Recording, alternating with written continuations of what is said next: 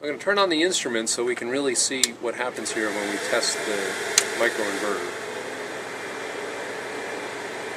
Got the solar array simulator turned on the top here and the AC source on the bottom.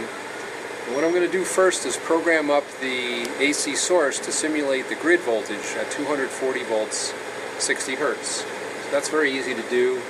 Just hit voltage, 240, enter. It's already set for 60 hertz. So I'm just going to enable the output, and you'll see in the background the light bulbs will be glowing. Now I want to set the solar array simulator up to simulate an IV curve. And that's easy enough to do also. Go into menu, output, and I change the mode to SAS mode.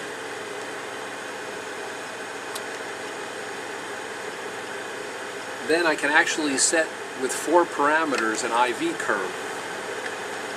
And those 4 parameters are the maximum power voltage, the open circuit voltage, the maximum power current, and the short circuit current. Those 4 parameters can be used with exponential equations to determine an IV curve. So those are the values that I'll set in here.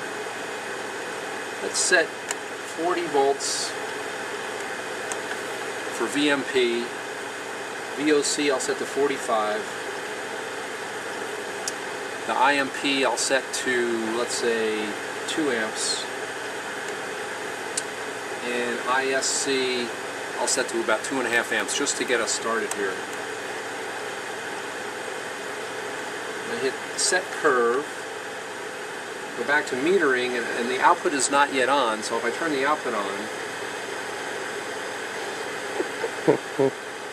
I've now got 45 volts as the open circuit voltage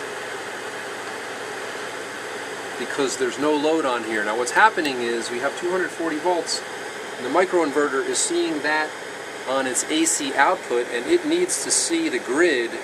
It has to synchronize with 60 hertz and 240 volts on the grid, so it needs to see grid voltage for it to even want to turn on, and it also needs to see a DC input within a certain range, and this 45 volts open circuit voltage is within that range.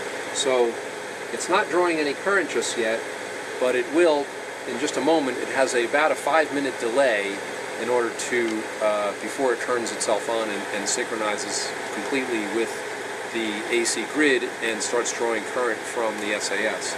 Now the other thing I want to point out here is right now at 240 volts we have about 1 amp flowing, and that power is 240 watts. That 100% of the power to those light bulbs is coming from the AC source, which is simulating the grid.